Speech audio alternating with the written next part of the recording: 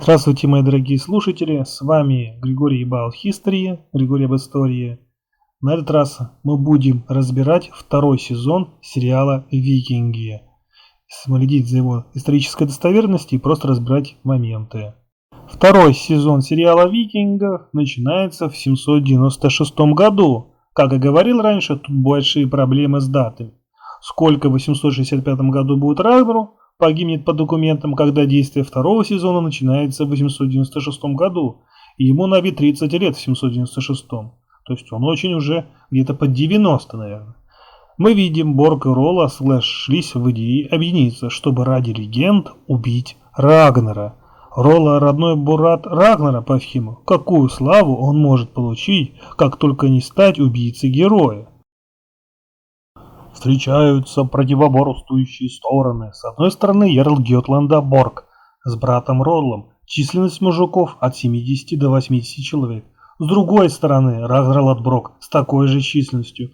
А теперь вспомню, какой численностью мог обладать величайший датский канунг своего времени, такой как Рагнар Лодброк. Мы помним указание 5000 воинов, плывших в Париж на грабеж. Допустим, собрал 4000 воинов. Но 4000 это не 70 или 80 человек.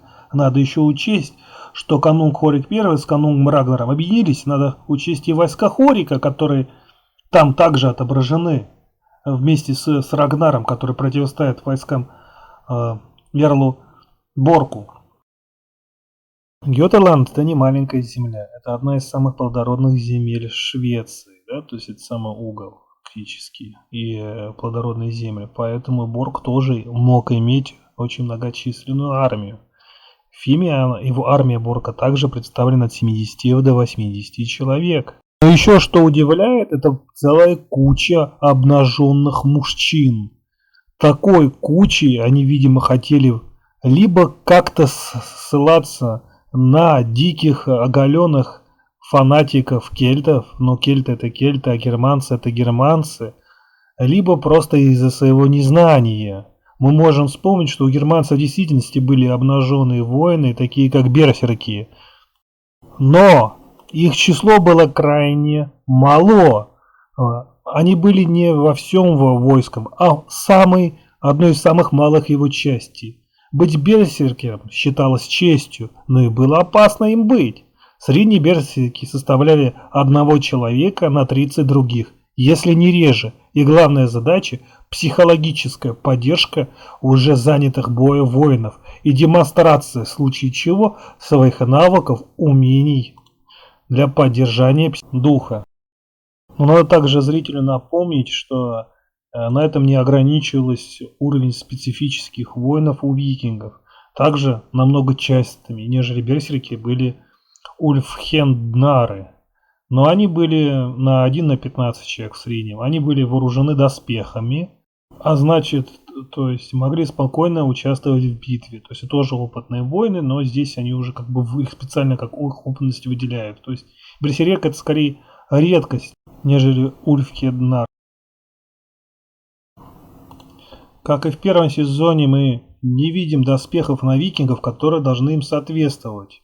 Нет нормандского вооружения, как полагает северным людям.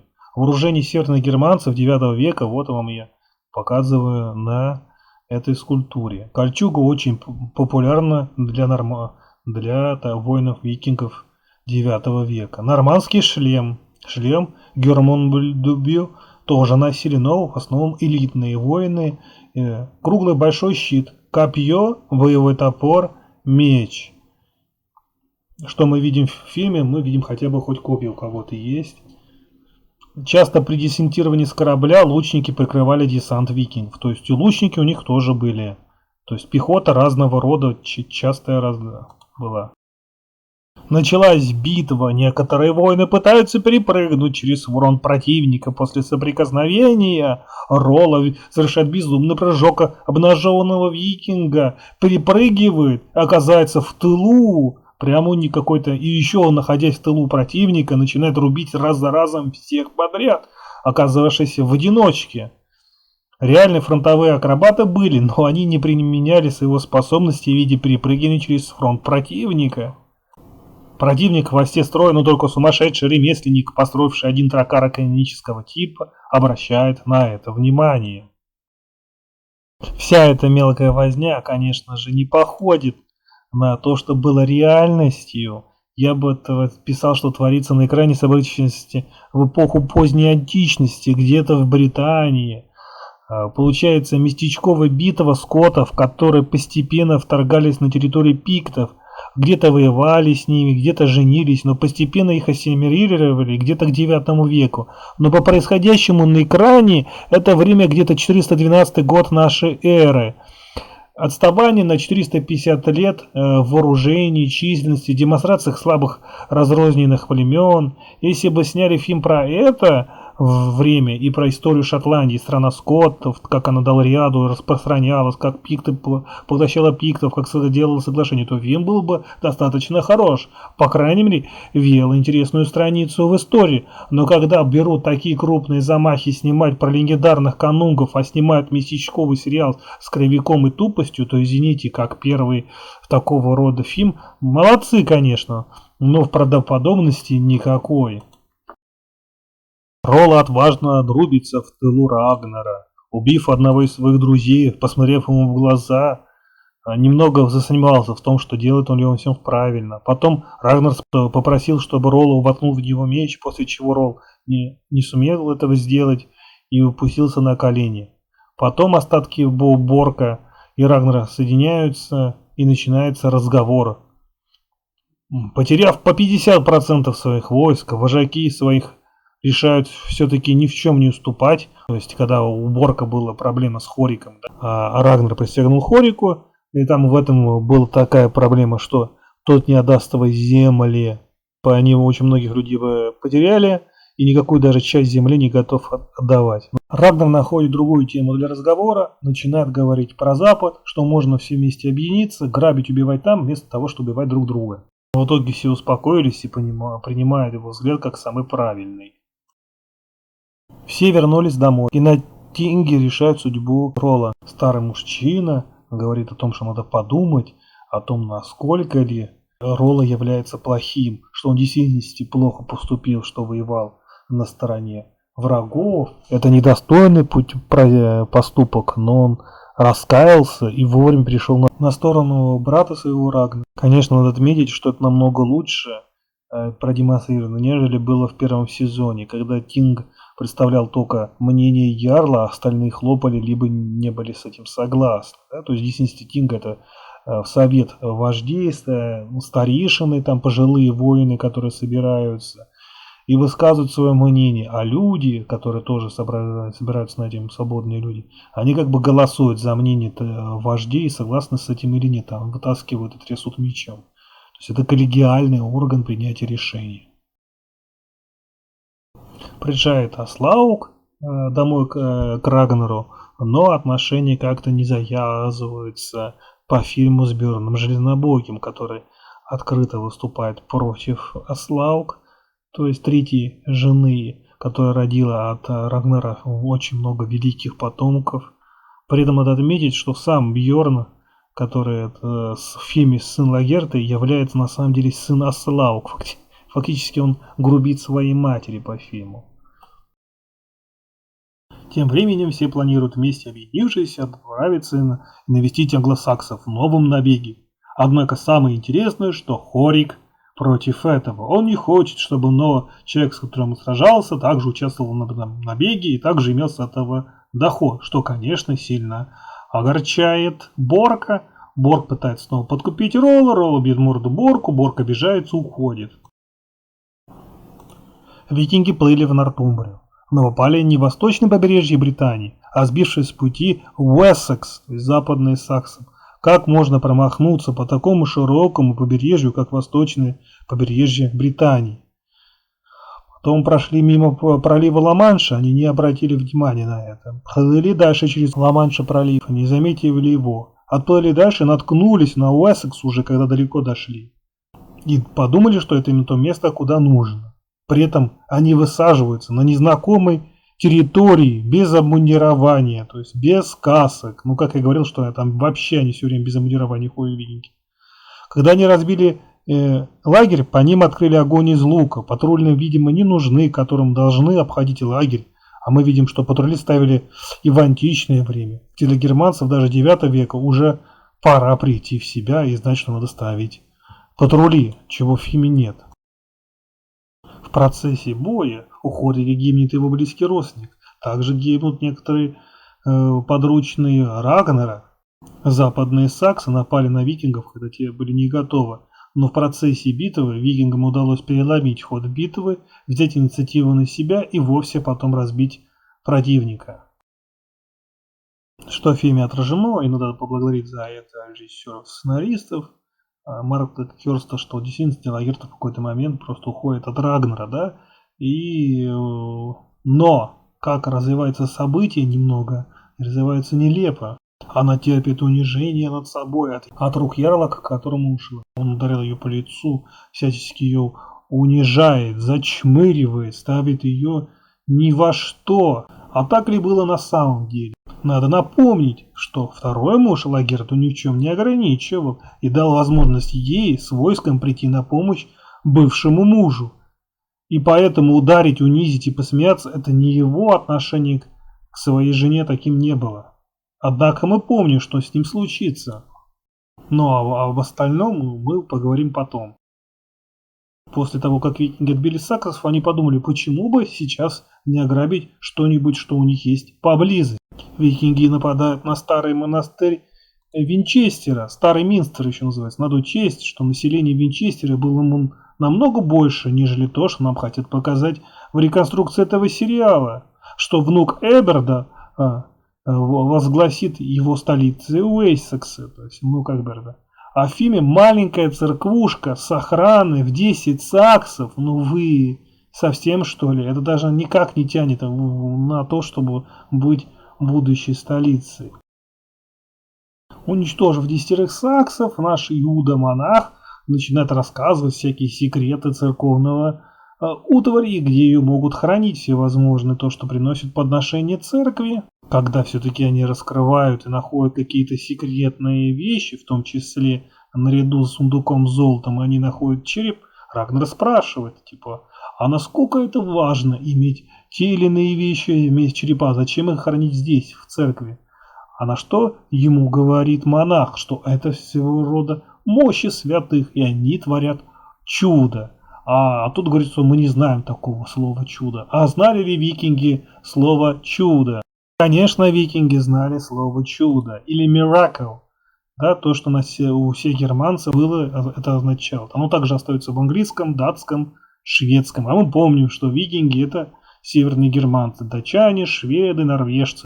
А также некоторые англосаксы, которые, кстати, очень даже удачно, вполне себе вписывались и занимались деятельностью викингов, будучи варангами, к примеру, и нанимались на найм к византийским императорам, в том числе, как и другие германцы. Эгберт, узнав о внезапной и неудавшейся вылазке на викингов и то, что викинги разбили его людей, отправляет посольство, в котором должен договориться с викингами о том, чего они хотят. Рагнар говорит, что хочет мира, но Хорик останавливает одного из представителей делегации и рубит его топором. Высокородного представителя вроде как на переговорах убивают. Делегация в страхе садится на кони и ускакивает с места. Вот мне интересно, какое будет принято решение?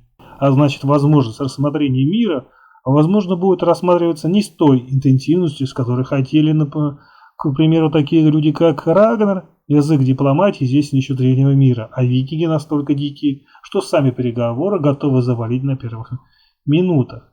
Никто труп не подобрал, видимо, высокородный человек, просто случайный бомж, который вдруг зачесался среди высокородных людей, и они быстро ускакали прочь. Зачем добавлять, что этим показывать, сложно сказать.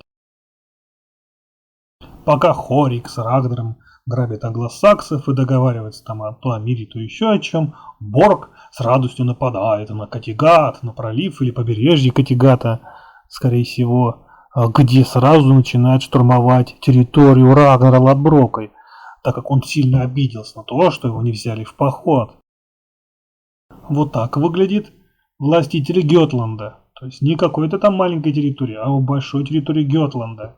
Это ярл, сильный и могучий, а у него все воины нищеброды. Мы не видим на них ни шлемов, ни доспехов.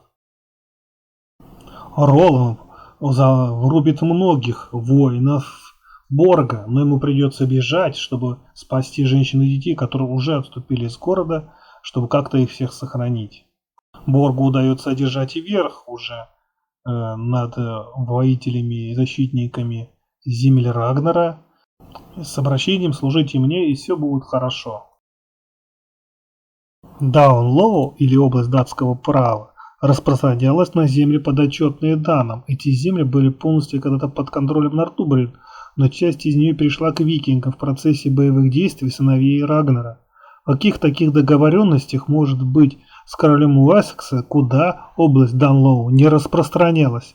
При этом мы в фильме видим, что Рагнар пытается договориться с королем Уэссекса о том, что король Уэссекса предоставит какую-то землю, где он сумеет вспахивать, потому что у них нехороший, неплодородный земля и климат плохой. Да, действительно, климат был плохой, но они в первую очередь, после того, как Рагнара убьют, Элла II, да, убьют Рагнара, дети уже осеют на Нортумбрии, и там будут иметь свою землю, которую будут спахивать. Им не нужен будет в это время задумываться об Уэссексе.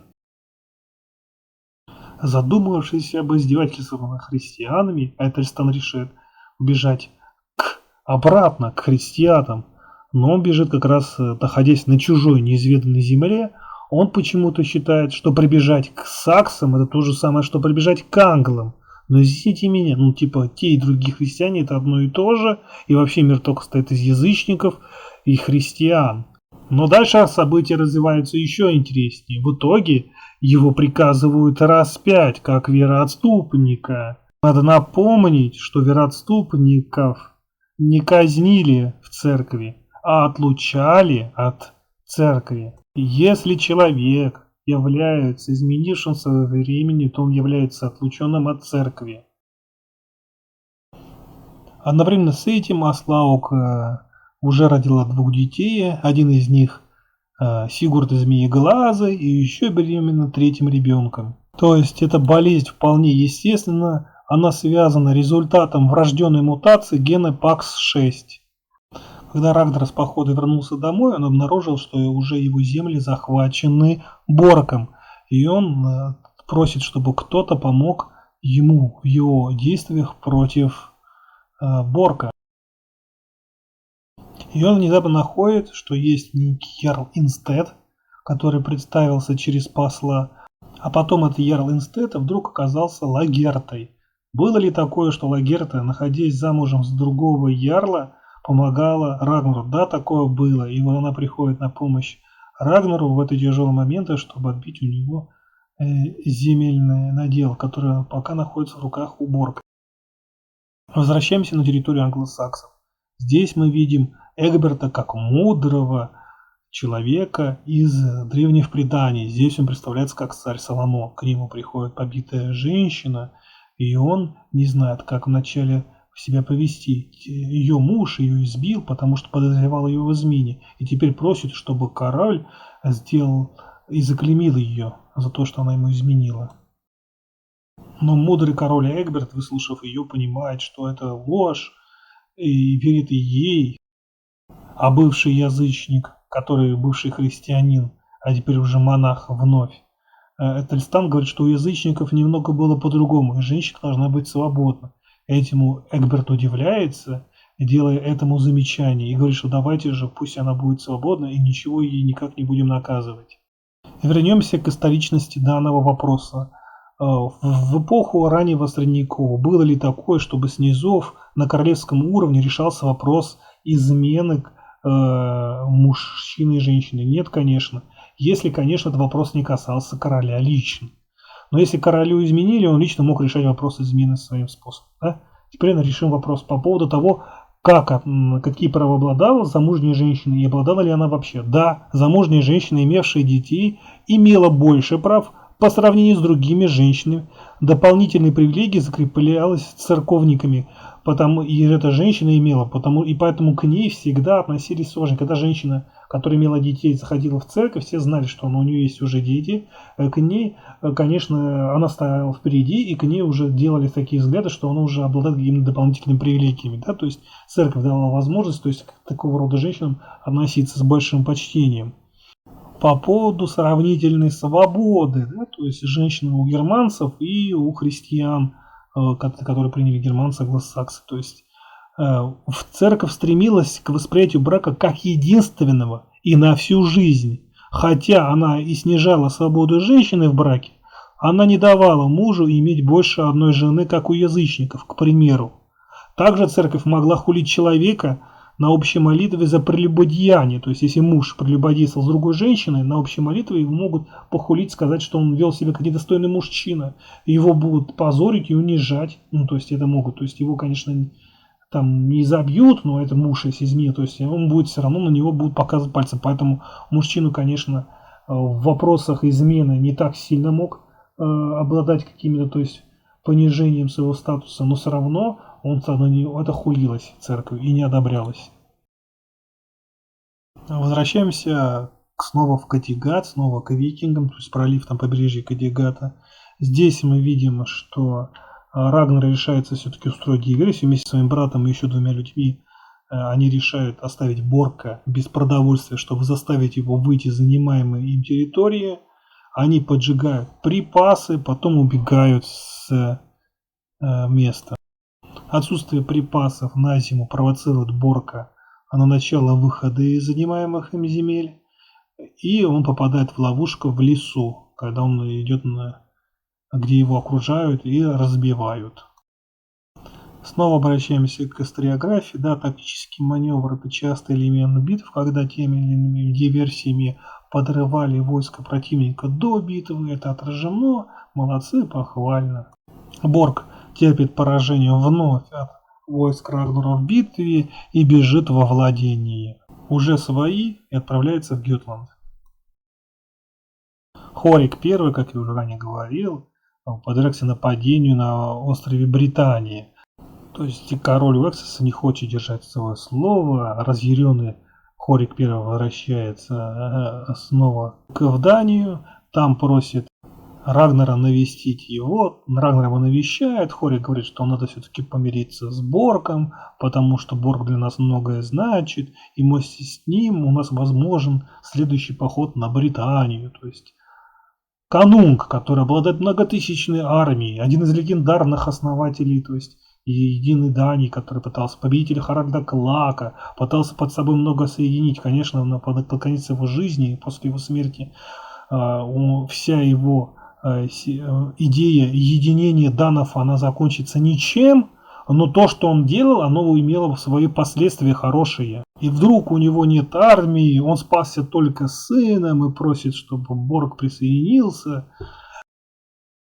Так как Ролла неоднократно уже сближался с Борком, Ярлом, ему снова предлагают отплыть, встретиться с Ярлом Борком уже в Гётланде снова. Этим не забывает воспользоваться конунг Хорик. Он навещает жену Ролла в его отсутствии и не боится, что это может запятнать его репутацию, находясь у жены посла, человек, который находится посланством в Борку. И интересно, какими делами она там занимается. Так мало того, находясь в гостях, то есть находясь у Рагнара в доме, он посещает Юа, то есть может вызвать у кого-то какие-то замешательства, значит удар по его репутации, о том, что могут они сказать. Он еще приводит туда сына и просит, чтобы она разделила ложе с его сыном. По возвращению Лагерты к своему второму мужу, он недовольный делает замечание своей жене, что она типа как могла так себя поступить, что она перед всеми поставила в неловкое положение, что пасынка его оставила, что он типа есть, что не дает ему как-то поесть, не доесть. Она ему ответила грубо и просто ушла с совещания, тем самым опять ударила по репутации, которой он сильно дорожит ее второй муж. Он не забывает об этом. И вечером подсылает 4 викингов, чтобы ее ночью избили 4 мужика. Вы представляете? Он, видимо, сам боится разговаривать со своей женой, да, сделать ей замечание, что, возможно, это оскорбило его честь и достоинство. Он посылает, насколько вот недостойный, нехороший человек у нас складывается ощущение об этом человеке.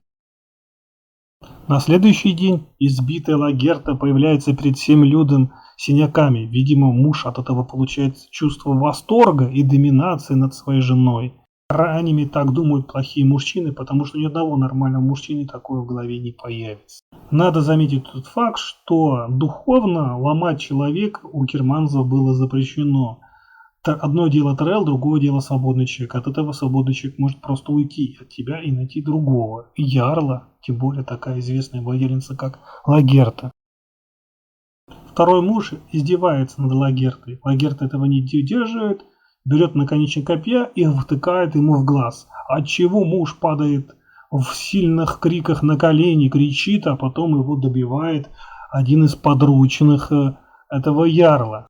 А теперь вернемся, как было на самом деле из исторических хроник, и как мы это знаем. Да, в действительности Лагерта убивает своего второго мужа, но убивает она своего второго мужа не потому, что ее впуш так сильно спровоцировал. Как мы знаем, что по возвращению, возможно, это было связано с тем, что второй муж не участвовал в помощи Лагерте, когда она защищала своего первого мужа и, видимо, испытывал к нему еще какие-то чувства.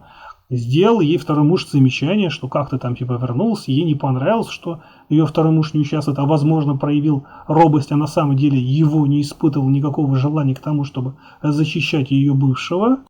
Лагерта, как мы знаем из летописи, просто поступила, взяла наконечник и ударила ему в горло. И ее второй муж умер от кровотечения. Лагерта занимает трон, становится новым ярлом в этой местности. Вот как был на самом деле. И никто там ей не помогал и не рубил ему голову. Здесь же в фильме мы видим, хотел ее сделать более беззащитной, более обиженной из-за ситуации, которую типа сделал плохой второй муж. Ее вызвал такую ситуацию. При этом надо заметить, что историки того времени давно замечали в Лагерте именно вот это жажду страсти к ее к власти, к влиятельности. И она была не такая уж и безобидная, а всегда требовала к себе уважения. И где только могла, она, конечно, это требовала даже к своему мужу, к Рагнару. И то она ему помогала не только потому, что у нее еще были какие-то чувства, а потому, что еще из себя показать, насколько он достойный и важный человек команды. Доплыв до Гётланда, Ролла договаривается с Борком о том, что Борг должен прийти к Рагнару, они там вместе все собираются, вместе с Хориком и снова отправляются к англосаксам. На это реагирует Борг, как целует череп своей бывшей, которая скончалась у него. Вернемся к вопросу, а вообще мог ли бы храниться череп какого-нибудь мертвого человека в квартире у викингов, и как они вообще в целом относились к смерти человека. Страх перед живыми мертвецами в средневековой Скандинавии, Исландии был большим, о чем свидетельствуют многочисленные охранительные заговоры, написанные рунами на амулетах того времени. Также можно найти надписи на могильных плитах, которые должны были удерживать мертвеца в его могиле. Этим часто занимались служители Сейдра. А вот пример, собственно, заговорного камня, рунический Норенера. Заговор предположительно установлен на могиле Драуга. Но по приходу Борка в расположении к Рагнару его люди запирают в сарае, потом поджигают, а самого Борка пленят. Его ждет тяжелая смерть в виде казни орлов. Или кровавый орел Блудорн, да, то есть это такая казнь, при которой на спине осужденного рассекали лезвием, то есть отверстие, а потом топором разводили в сторону ребра наподобие крыльев, и после чего жертва получала смерть в результате травматического шока и пневмоторакса. Ролла решается потренировать своего племянника Бьорна Железнобокова, и догола разъевшись по пояс вместе с ним, они размахивают мечом, топором, щитом. Видимо, это происходит для того, чтобы получить ранение кровоточащее сразу. Про тренировки какие они были. То есть Были тренировки деревянными мечами, были тренировки и холодными мечами. Но при тренировке на холодном оружии, то есть потому что у холодного оружия все-таки есть свой собственный вес, как настоящий, да, то есть вес. Это все равно не то же самое, что махать деревянной палкой, да, то есть похожей на меч. Это потому что плотность разная у этих материалов, да, поэтому. Но когда используется холодное оружие для тренировок между бойцами, обычно отрабатываются приемы и выводы этих приемов, а не идет бой в полную силу, чтобы нанести то или иное увечье другому бойцу. Поэтому как минимум, то есть если они уж используют холодное оружие, они как минимум должны быть одеты, а как максимум они все равно должны отрабатывать приемы. То есть, например, как они будут бить по щитам, как они двигаются, то есть. Потому что, например, бой викингов настоящий, он был немного другим, а не так, как мы видим в фильме. Вот таким, как в этом отрезке. Квендрида навещает короля западных саксов Эгберда. Сама Квендрида является сестрой уже упокоившейся святого Кинелла. Когда Эгберт пытается у Квендриды уточнить по поводу судьбы ее брата, насколько ли он святой, как ей было подарок быть сестрой столь достопочтенным, уважаемой всеми святого, Квендрида говорит, что вообще-то он ее изнасиловал, когда ей было 12 лет.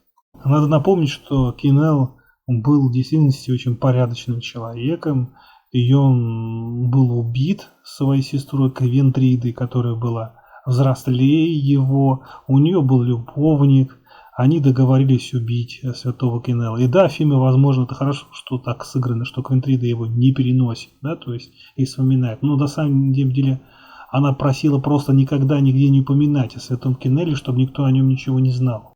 Зачем порочить свою честь и достоинство, придумывая что-то новое о себе и о нем плохое?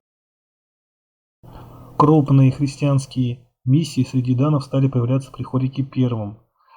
Поэтому в фильме, где демонстрируется агрессивный язычник, не считающий христиан за людей, не совсем правильно. К середине IX века Хорик установил дружеские отношения с Ансгаром, архиепископом гамбургским и бременским. Согласно Вита Ансгари, король доверял Ансгару до такой степени, что последнему было разрешено следить за встречами с его тайным советом. То есть здесь под королем подразумевается Хорик I. Ансгар приложил усилия, чтобы обратить Хорика в христианство и убедил его построить церковь в Хедебио. А теперь снова возвращаемся к такому Хорику, какой он представлен в фильме. Сейчас он вместе с Рагнаром собирается отправиться в поход против англосаксов. Скоро викинги Рагнар Лодброк вместе со своей бывшей женой Лагертой, со своими армией и силами, а также с Хориком отправляются на территорию Уэссекса, снова находиться в грабительских набегах. Но так исторически складывается, что их окружают объединенные силы Эгберта и Элла II и наносят поражение викингам. А наносят поражение викингам, потому что Эгберт что-то там прочитал благодаря Этельстану о хитрости и ловкости и умелости римского полководца и попытался это реализовать в бою. А если вернуться к правде и к истории, то в действительности, когда Рагнар Лодброк с большим количеством армии отправился на остров Британию, потерпел поражение от Эллы II, когда его заводили все глубже, а потом силы, рассредоточив, замкнули с двух сторон и уничтожили отряды Рагнара Лодброка, то здесь тоже использовалась тактика, только здесь не только Элла II, но и Эгберт был, тогда хватило одних сил только Нортумбрии, но при этом Рагнар Лодброк бежит и спасается бегством, остается в живых. Ну и, конечно, нельзя не отметить и странные шлемы англосаксонских воинов. Ну вот шлем напоминает испанский шлем Марион, который был не только у испанцев, но и французов и других в эпоху Ренессанса, то есть использовано сейчас-то в фильме, который происходит события, это события 9 века. После любого сражения, как говорится, идет мирные переговоры. На этих мирных переговорах решается следующий вопрос. Король Уэссекса готов предоставить для викингов 5000 агров плодородной земли для мирного существования викингов и саксов. Мы знаем, что область Данлоу появилась как область датского права после победы данов и укрепления их позиций в Британии, а не после поражения. И появилась она на территории Нортумбрии, Нортумберленда, и Восточной Англии, и никакого отношения она не имеет к территории Уэссекса. Рагнар с Хориком договорились об акрах плодородной земли. Живи и радуйся, возвращайся героем. И вот они возвращаются, но Хорик думает и подозревает, что вдруг Рагнар сейчас пойдет против него и пытается использовать ночную атаку, чтобы застичь его, поубивать его людей. Но оказывается, в это время Рагнар сам был предупрежден через Флоки, что Хорик готовит против тебя преступление, после чего обезоруживают его, а потом его все убивают. А таким ли был безрассудным, завистливым был Хорик первый, каким нам показали его в фильме. Также утверждалось еще современниками того времени, что набеги викингов в Западную Европу скорее ослабили, чем укрепили авторитет Хорика, поскольку он все больше не мог контролировать вождей воинов, да, то есть, потому что вожди других воинов, которые вместе с ним, с этим канунгом, шли в битву для ограбления, то есть Западной Европы и так далее, участвовали в этих походах, они как бы стали прославленными ярлами, но они-то под объединением Хорика были, но он поэтому это все. По поводу того, что Коносок он любил власти. В 850 году Хорик I и два неназванных племянника, так называемые непоты, разделили королевство на 3 части, положив конец единому царству. То есть он готов был даровать свою власть кому-то другим, чтобы как-то улучшить управление, задумываться о том, чтобы было единство данов, но как-то немного разделенное и одновременно единое. При этом Гуторм, сын брата Хорика, которого их знал Хорик в свое время, потому что он вел себя нагло, появился в 854 году и начал вести боевые действия против самого Хорика I. То есть создалось грандиозное сражение, которое длилось 3 дня, как об этом писали хронисты. Король Хорик и его другие короли были, то есть и другие его сподручные, и непоты были убиты, как и Гуторм, и многие вожди. То есть это была кровопролитная битва. Да, то есть, в принципе, на него напали, а вот его идея единой Дании, то есть у него все равно была у Хорика, и он совсем был другой, как вы поняли. И вот так заканчивается 2-й сезон сериала «Викинг». А мы снова возвращаемся к сериалу «Викинги». Он убивает Хорика I, Рагнара, и на этом заканчивается 2-й сезон сериала «Викинги». Что можно отметить в этом сезоне? Из положительно, в действительности развивается событийная цепь о том, что вот есть Хорик I, что он в действительности ходил с Рагнаром Лодброком в походы. Да, был неудачный поход Рагнара Лодброка, но в этом походе в 865 году, например, погибает сам Рагнар Лодброк, и это уже, а Хорик в действительности умирает раньше, нежели Рагнар в 854 году. Также показана королева Мерсии Квентрида, да, и она является родственницей святого Кеннела, там тоже показывается. Но по поводу земельных наделов, где кому давались со стороны Уэссекса, это неправильно, то есть, как я уже говорил раньше, эта территория давалась со стороны Нортумбрика, после того, когда сыновья придут мстить за отца Рагнара, да, то есть. По поводу обмундирования этих ошибок не счесть, сколько там было неточно составлено и так далее. Также та же самая ошибка с датификацией, как было и в первом сезоне. Но что надо, конечно, отметить, это зрелищность в любом случае фильма. Потому что так часто происходит сражение, и это все построено, то есть массовое сражение, все построено в какой-то, то есть сериал, это тоже интересно, хотя битвы не масштабные, там 50 на 50 человек, хотя бы и массовку, если не можете увеличить, хотя бы добавили бы тогда как-то компьютерные графики там поставляли как копии. Ну или камеры просто так искусно владели, да, чтобы так показывали, чтобы не позади всех воинов показывать, а так, как будто все время бой происходит в эпицентре, да? Чтобы мы не видели их число, да, нам казалось оно большим. Лагерта убивает мужа, потому что он к ней жестоко относится, но на самом деле она убила мужа, как только вернулась после похода с Рагнаром, ударив его наконечником копья в горло. И много-много других деталей, которые где-то сходятся с историческими фактами, где-то немного подправлены, но все это сделано для зрелищности. В любом случае показан конфликт культур, христианской и языческой культуры, как немного отражены некоторые события и воспринимаемые им, что мы немного могли почувствовать и с их стороны викингов, и со стороны христиан, как они ощущали. Правда, это немного сделано настолько не соприкасаясь с реальностью, но все равно это для подросткового фильма вполне нормально. Спасибо всем, кто смотрел разбор второго сезона сериала «Викинга». Подписывайтесь на мой канал, ставьте лайки, делитесь комментариями, эмоциями по поводу моего разбора. Если что-то хотите добавить свое, тоже можете писать. Всего доброго, до новых встреч!